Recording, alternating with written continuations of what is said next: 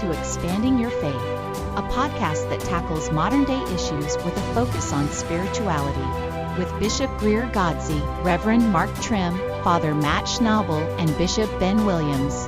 Thanks for listening.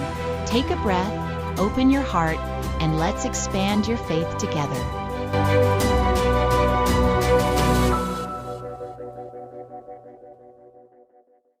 Hello, everyone, and welcome to the season opener for season 13 of Expanding Your Faith. I'm Bishop Greer, and joining me tonight is Reverend Marc. Greetings, everyone. And Bishop Ben. Blessings to all.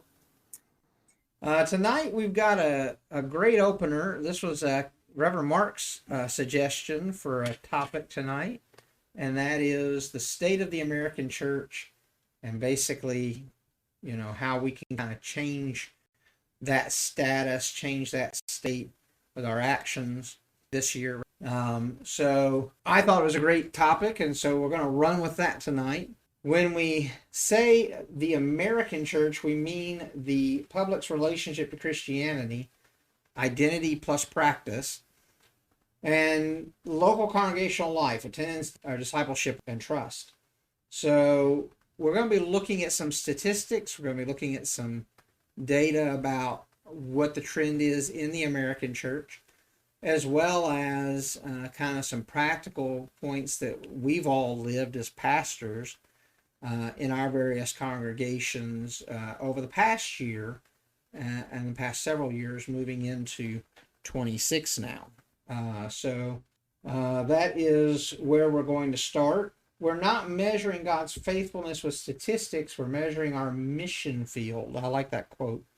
So we're not saying that, God is not active. We're not saying that God is not working in the church. What we are saying is somewhere there's a disconnect. And that is most likely, it starts with the pastor in the pulpit. It moves down to the people in the pews. What are we doing that we shouldn't, or what can we do better to kind of foster that kind of change within our churches and growth within our churches? Yeah, and looking at where things are specifically in America, because America has for a long time led the charge in the spread of Christianity. And I think for a long time we've seen other countries sending people to us to help us with our with where we are, because historically, or over the many decades, there's been a decline in the participation in American church, and particularly post-COVID. Right. And I think it's not just associated with, churches aren't entertaining anymore. We have an entertainment driven society, and I don't think it's churches are just singing the same songs over and over and people are tired of it. It's deeper than that. It's much deeper than that. Particularly now, I think it's important for us to step back and say, do we have people participating in church because, it's more of a social club for them, versus do we have people genuinely wanting to live spiritually and explore, how that connection with the divine. And I think some people go to church because it's part of their social structure. It's what, it intersects with their politics. And then you have other people that are looking to just live that spiritual life on a daily basis. And they're hungry for that. And I think a lot of people that aren't participating in churches anymore are hungry for that same significance in the community of bringing both their spiritual walk to a collective of people, and then their spiritual walks impacting the community around them. Right. And from my observation, and a lot of this is, we have a lot of statistics here tonight, and a lot of it's going to be our observation. From our observation, I'm seeing a lot of churches pulling away from trying to live just as we believe Christ would teach, and they're just living based on the ebb and flows of politics now, or the society and how the society is dictating. Right. One has to wonder, with the times that we are in right now, especially even the beginning of this new year, one has to wonder which direction is the church going to go. How are we going to handle certain situations like immigration, people being afraid to come to church, et cetera, et cetera. How do we handle that as a church as a whole? So the story is not simply collapse or revival, it's long-term decline plus short-term stability with major generational gaps. So let's look at a little bit of the key data that Reverend Mark kind of alluded to a moment ago. Pew survey of religious landscape, they did a religious landscape study that found 62% of U.S. adults identify as Christian in 2023, 2024. And that's down from 71% in 2014 and 78% in 2007. It also notes that from 2019 to 2024, the Christian share has hovered at roughly 60 to 64%, suggesting the decline has slowed or leveled off recently.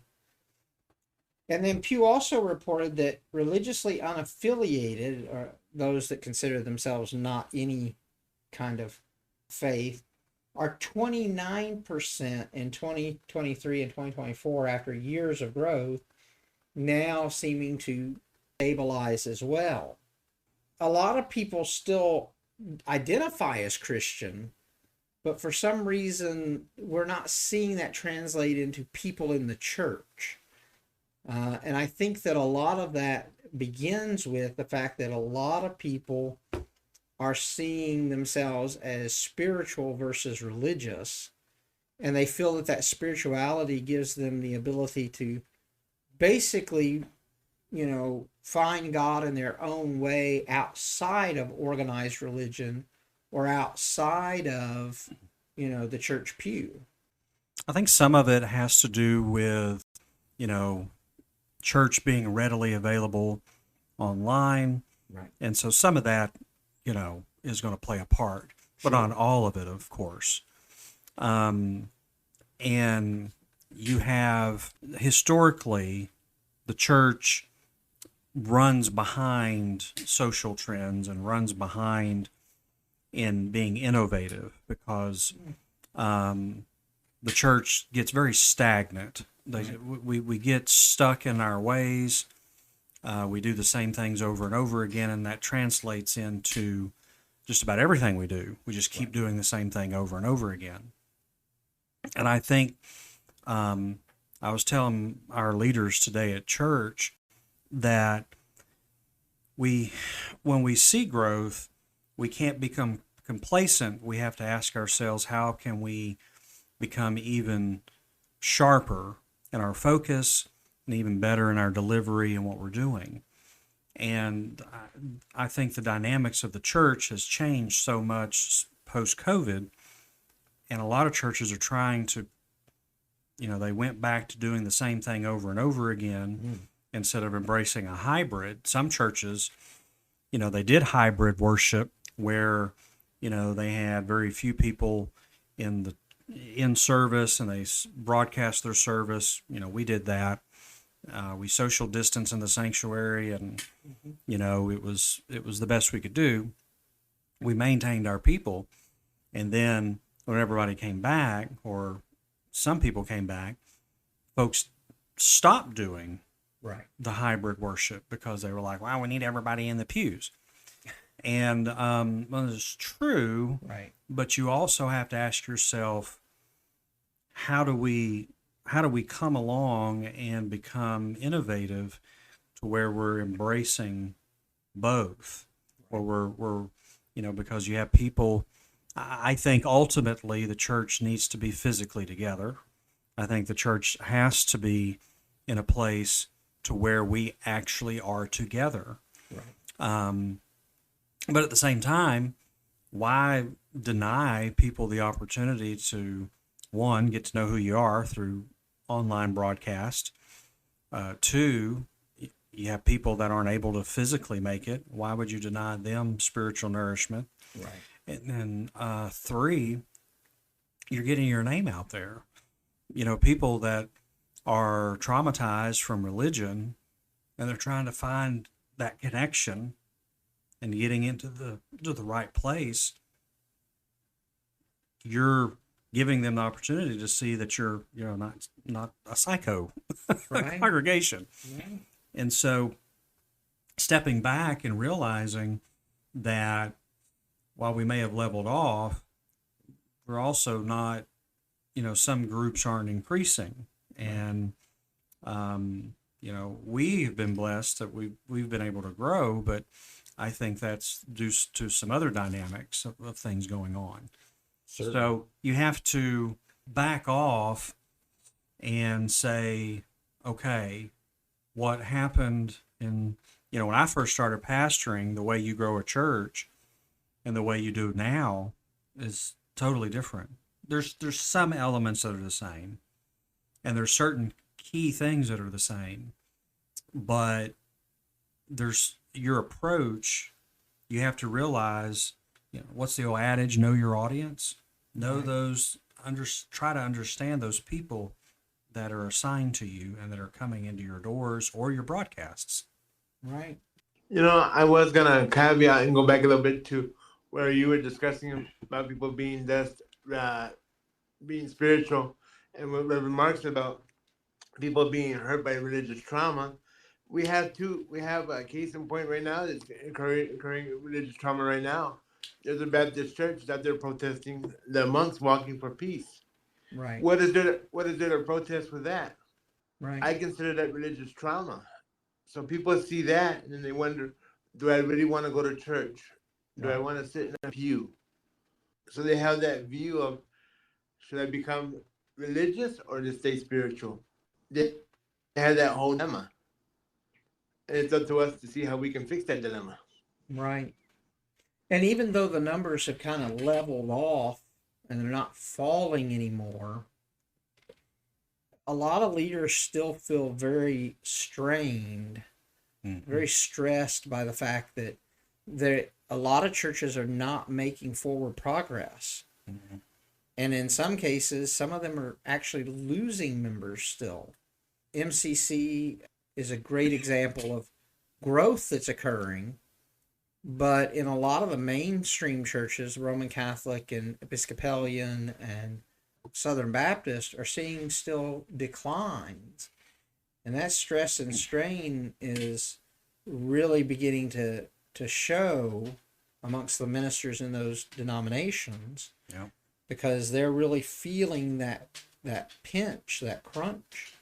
And some of it is churches are so rigid that, before people show up, we want them to have it all together.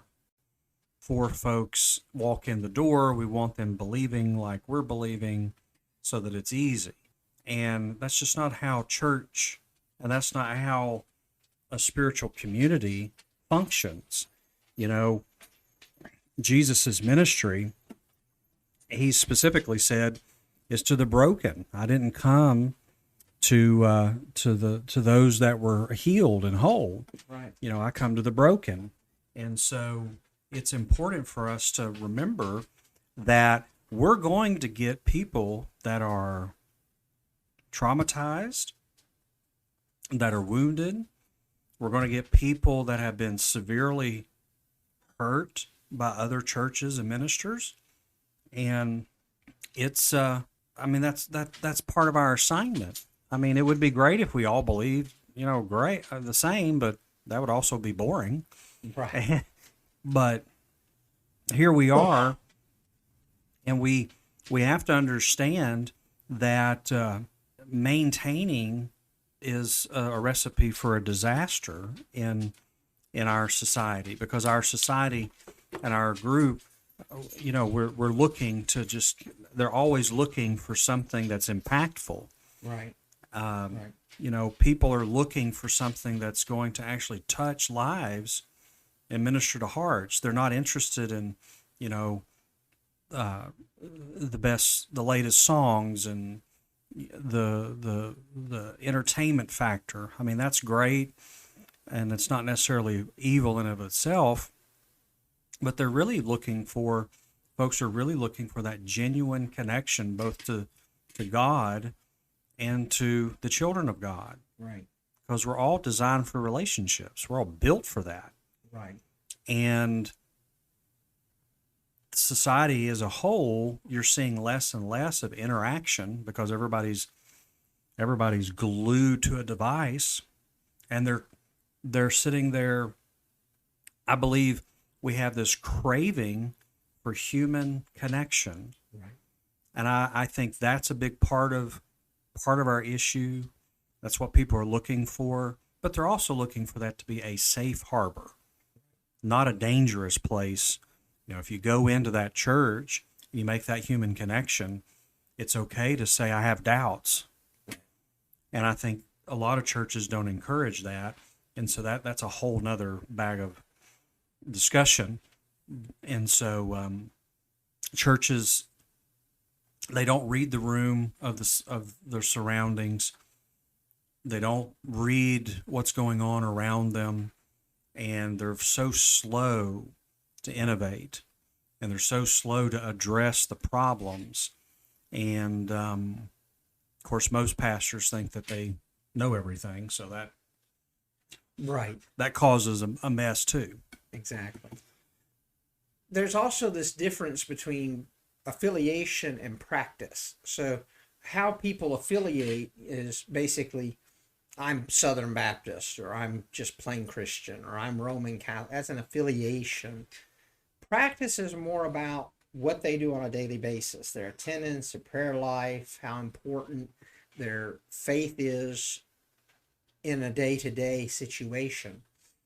And practice is really about that lived reality of their faith. Gallup reports that 3 in 10 Americans attend religious services weekly or nearly weekly, and that is down about 42% from 2 decades ago. So just 20 years ago, that number was closer to 6 in 10 versus now 3 in 10. Pew reports that since 2020, measures like prayer, importance of religion, and regular attendance have held fairly steady with no clear up or down trends. Gallup also reports a large drop in the share saying religion is important in daily life, from 66% in 2015 to 49% in that study a couple of years ago, placing the U.S. among the large global declines in their measures. So that just goes to show you that, even in people's daily lives, we're beginning to see kind of a drop in people's perception of religion as important in their daily lives. And church going is no longer a default in the social rhythm. So we can't assume that people are going to come to church every week. We can't assume that they're going to come to us for discipleship. We have to look at other ways to reach them and other ways to connect with them, like Reverend Marc was saying a minute ago. I don't think that the numbers say that they are less inclined to make a connection. I think the numbers are showing that we are not making that connection to them. Well, I think it goes back to the rigidness in people's belief system, that unless you believe just like we do, then the chance of you being embraced is narrow. It's very thin. And so when we are looking to make that connection with people, I think it's a combination of there's so many opportunities for distraction in our lives, And so people are not apt to embrace coming to church or being, participating in prayer life during every day. So that's an element of it. The more we have available to distract us, stuff just starts falling by the wayside. Right. And then the other part of it is, again, I believe it's the connection between the people and offering a space in which we grow spiritually. And if we can have all the right material to teach, the pastor can be amazing in preaching, and so on and so forth, but then you have people that reject folks coming into the circle, folks coming into the small groups, folks coming into the church, part of the pews, and they look different than us, they act different than us, they don't believe exactly like us, they don't know as much scripture as we do. All of that is pushing folks away. Right. What does the Bible tell us? That knowledge puffeth up. Right.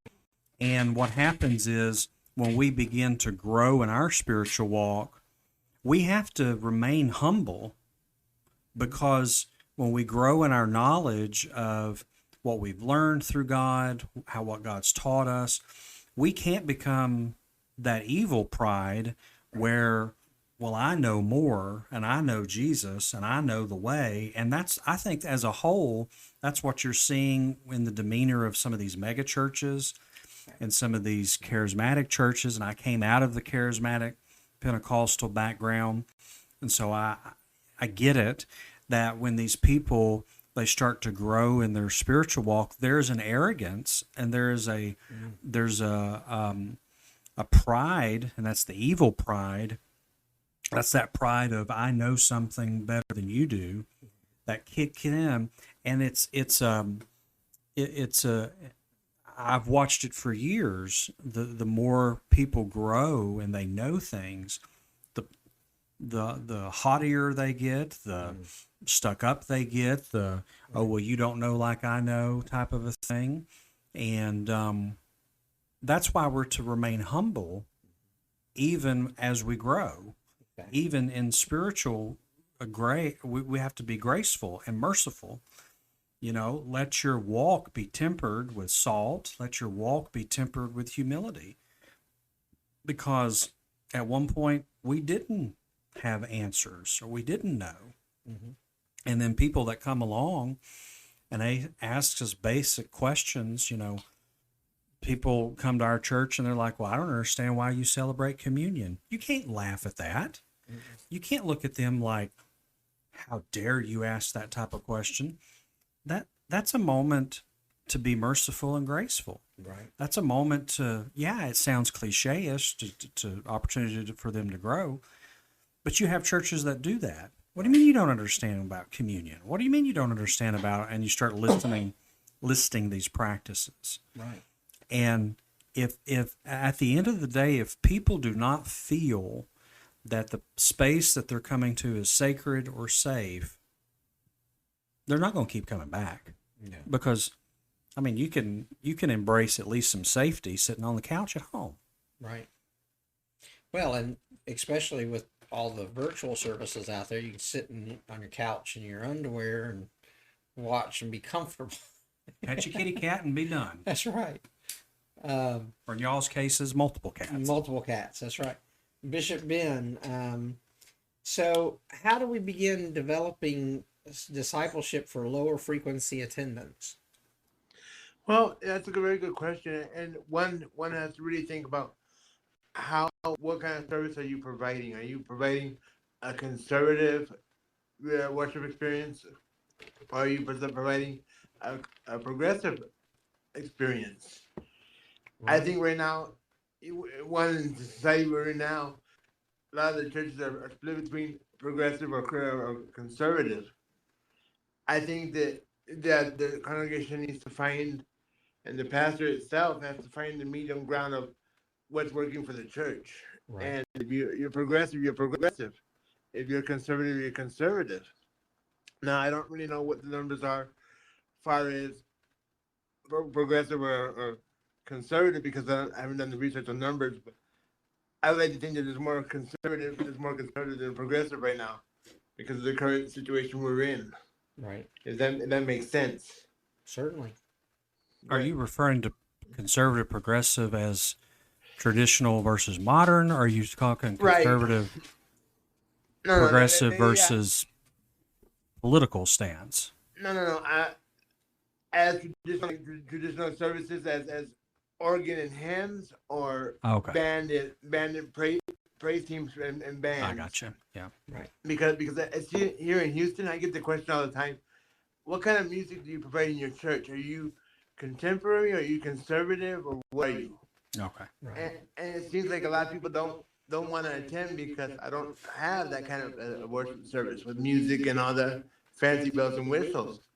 And it's sad to think that people are looking for an actual show. They're looking for a show instead of a church experience. They're looking for a concert, like a mega church. That's interesting. Basically.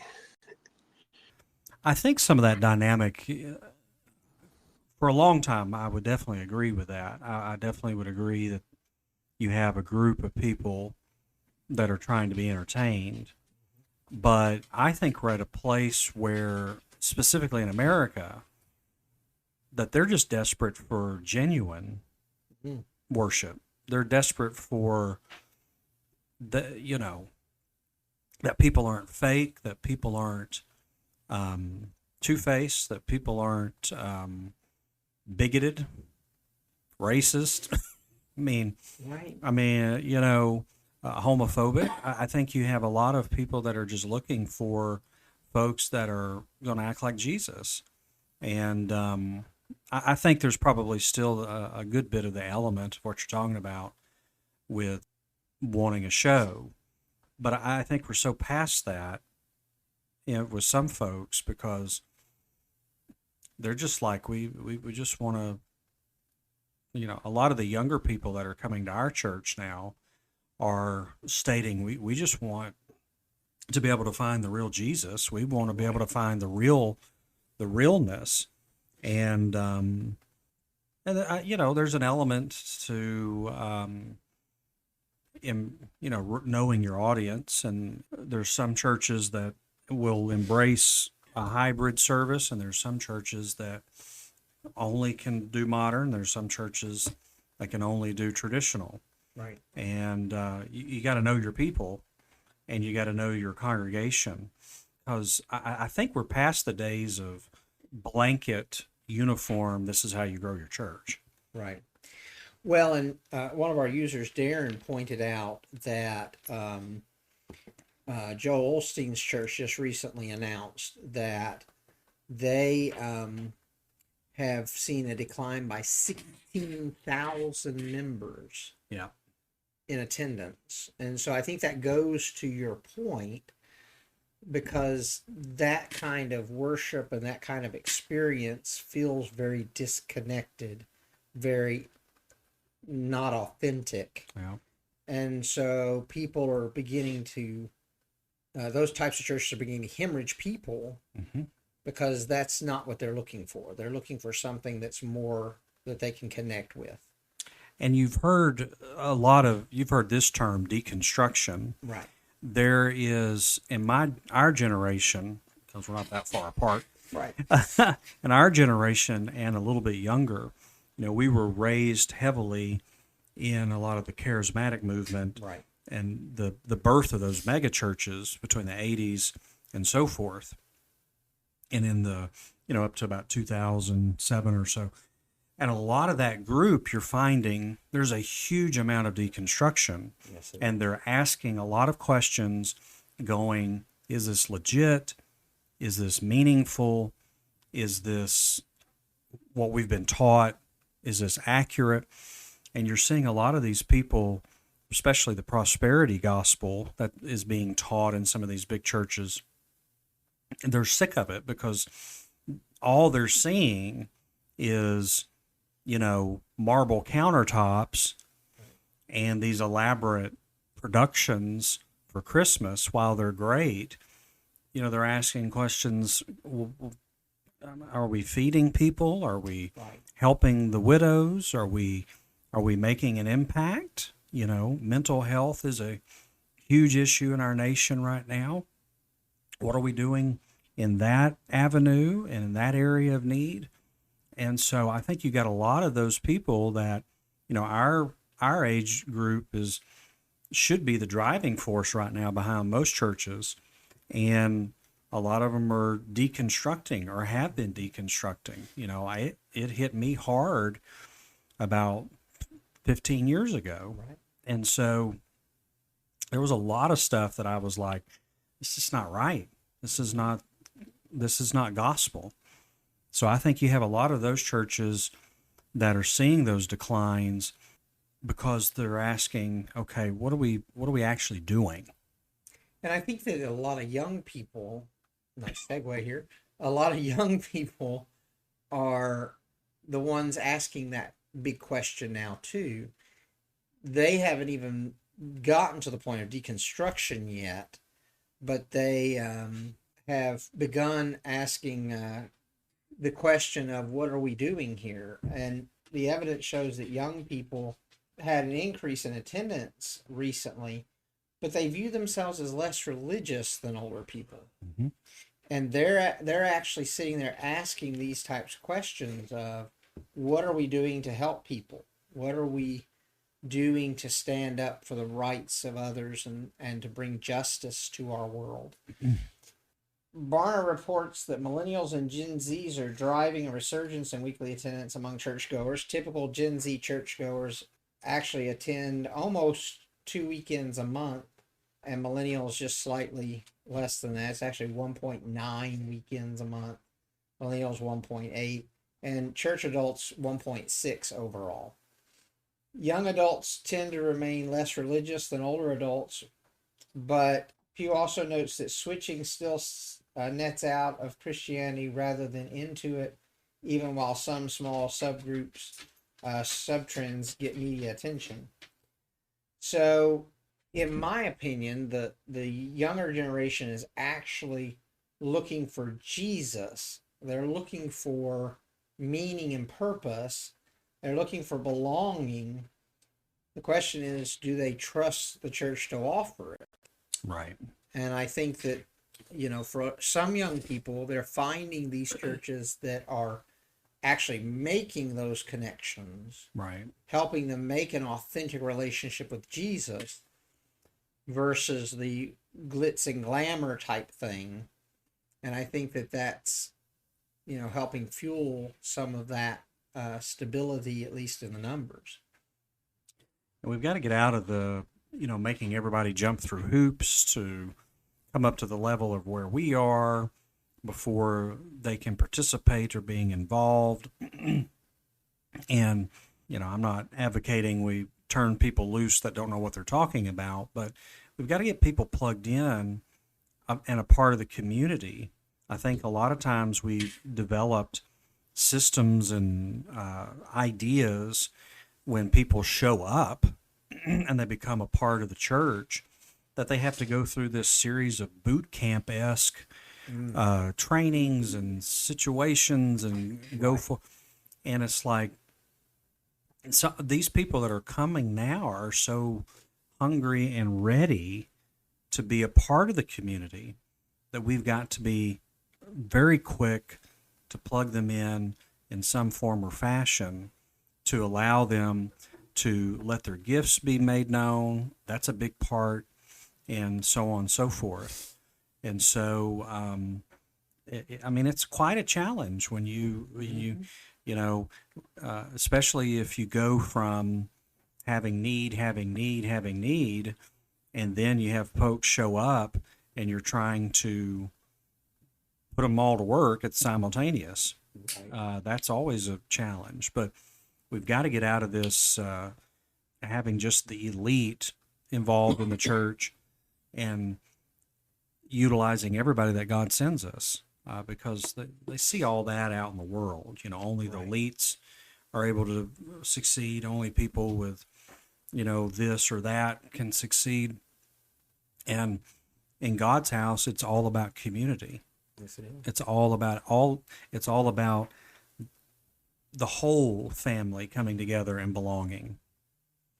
Okay, everybody, take a deep breath. This is going to be the segment that gets us letters. So, public Christianity is entangled with politics in ways that shape trust, perception, and internal unity. Yes, we're going to talk about politics for a moment. You can't get away from it because, especially amongst the American church, politics, national politics, has become a big part of a lot of mainstream denominations' faith practices. For example, PRRI reports that 3 in 10 Americans qualify as Christian nationalism adherents. It's about 10%.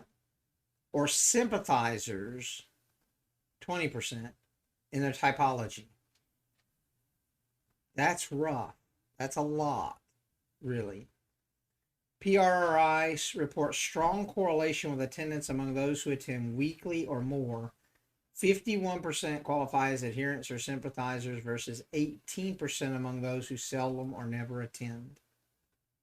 In other words, in a lot of churches, Christian nationalists make up the greater bulk of people attending mainline denominational churches. So how do we as a church address these political issues and engage without making politics our religion? I think that's an important question. And I think that it's important that we also note Jesus was not immune to wading into politics in his earthly ministry. I mean, he made it very clear, render unto Caesar what is Caesar's, and to God what is God's. And so, he also was more than willing to call out the kind of nationalistic ideology, the kind of staunch religious abuse that was going on in his day and time that paired religion with nationalism, the form of nationalism in his day and time, because of the religious leaders of his days' willingness to so easily pair up with the Roman authorities. Yeah. And Jesus was surrounded by people of varying political persuasions, whether his disciples or, his outer circle and so on and so forth.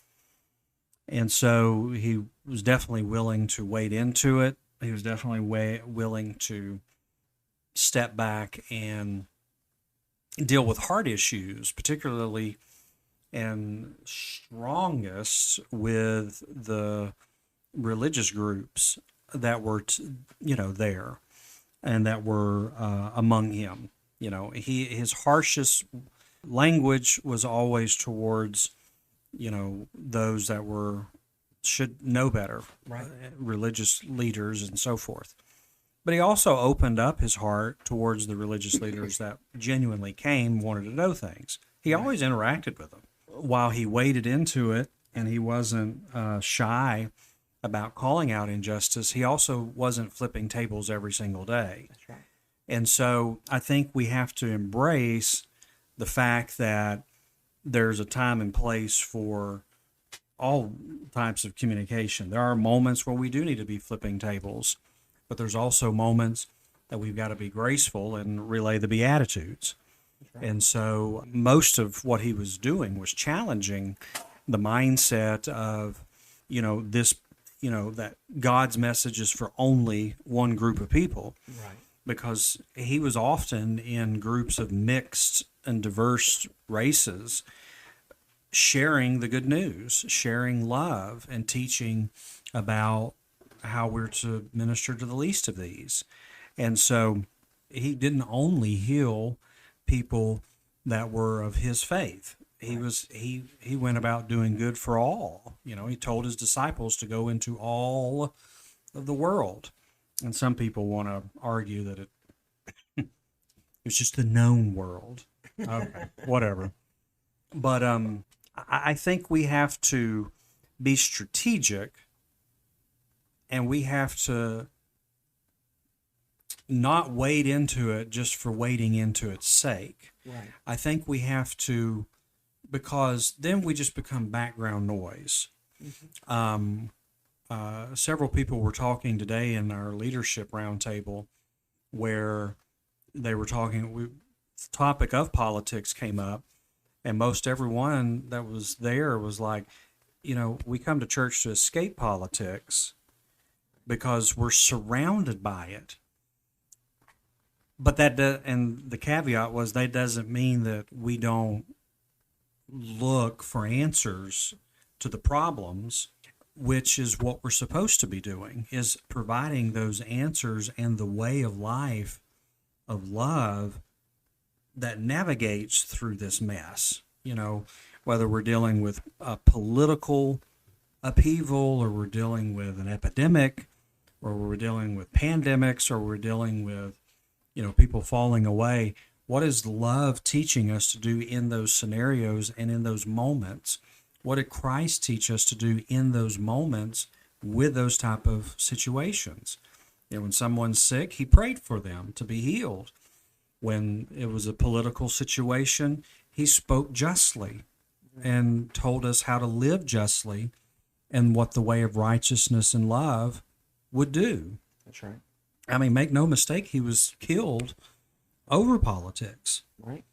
And so I think there's a way to wade into it, to offer wholesome ideas versus us just going up there and, as ministers and just saying, we don't like this.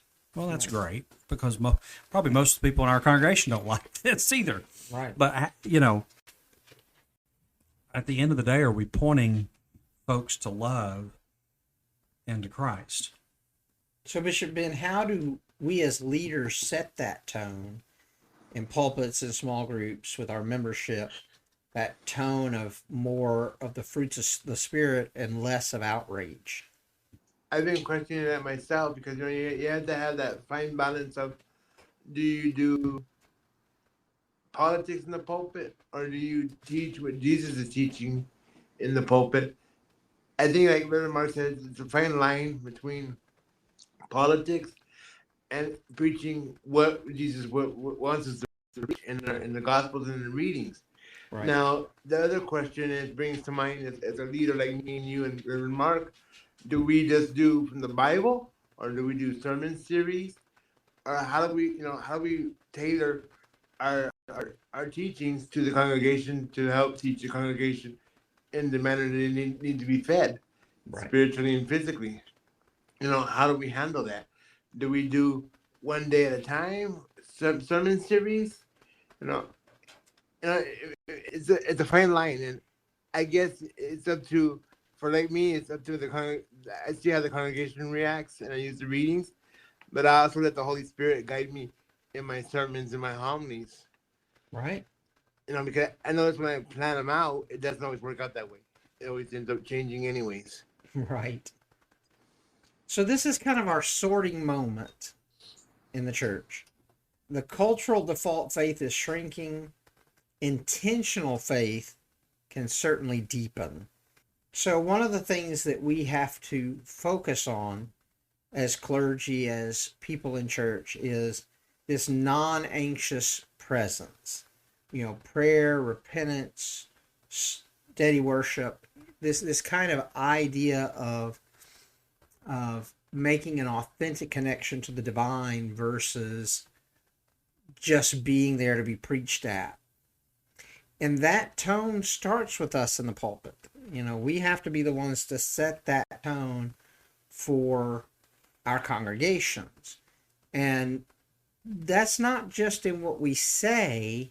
We have to also practice it. We have to emulate it and make faith daily again. If they don't see us making faith part of our daily lives and expressing it on a day-to-day basis through prayer and scripture study and acts of love and kindness to others, they're not going to make the connection, and it's not going to help them change. No, and we definitely set the tone. I mean, that's part of our responsibility as shepherds. Right. Stepping back and again, Jesus was strategic in what he conveyed. He was strategic in, just wasn't out there rambling. He specifically would say, I'm doing what I see God do. I'm here to be God in the earth. And I think the closer we can get to living after him, his ways, the peace that he, brought, and making sure that as best we can as an example, folks see what we're, teaching, and it's being lived out. The hardest thing is sit there and to say that I'm filled with love and grace and we should do this, and then a moment and the opportunity for love and grace comes, we shun it. We're losing our witness, and people are not going to go with us.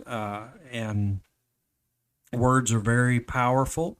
They set the tone, but we also know that without works, faith is dead. And so we got to have, the Spirit compels us to live a particular way, and we should give into that leading and that being compelled. Certainly.